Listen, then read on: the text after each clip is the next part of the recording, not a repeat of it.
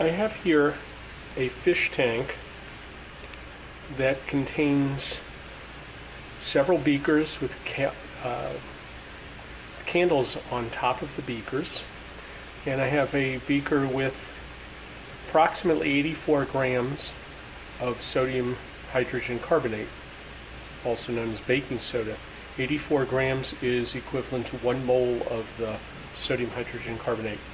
And I also have a solution of 6 molar hydrochloric acid, but one could also use 3 molar hydrochloric acid. You might need to use more than what I will use for this reaction.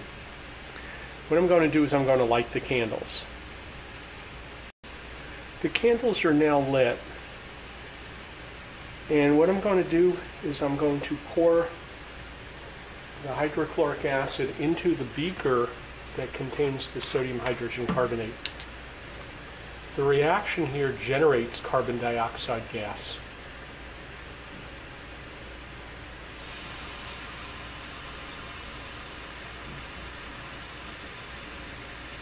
You'll notice that the candles are going out.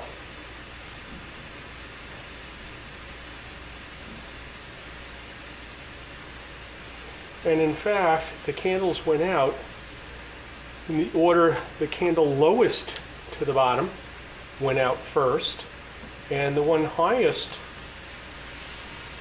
went out last. So I have an idea as to where the carbon dioxide level has reached.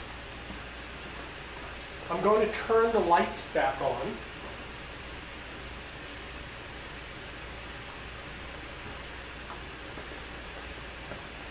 I have a bubble generating device.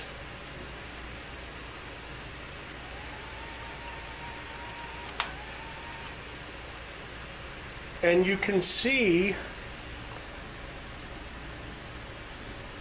just where those bubbles are reaching. The bubbles are sitting on a layer of carbon dioxide. As they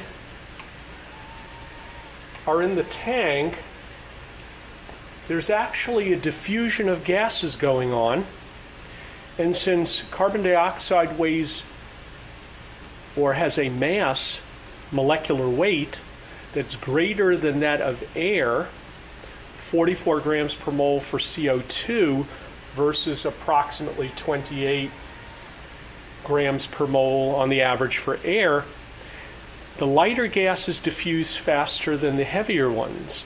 So the gases in the bubble are diffusing out of the bubble faster than the CO2 is diffusing in, and the bubbles will actually get smaller, and as such they become more dense and float downward.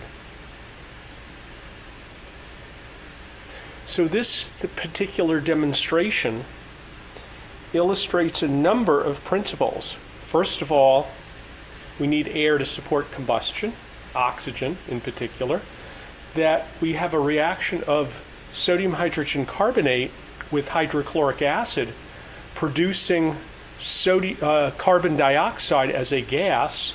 Carbon dioxide is more dense than air, so it sinks to the bottom. The CO2 does. The bubbles, which are less dense than the CO2, sit on that layer of carbon dioxide. But as the bubbles remain in this tank, we get diffusion across that semi-permeable membrane of the bubble, and we get the bubble slowly sinking, as you can see.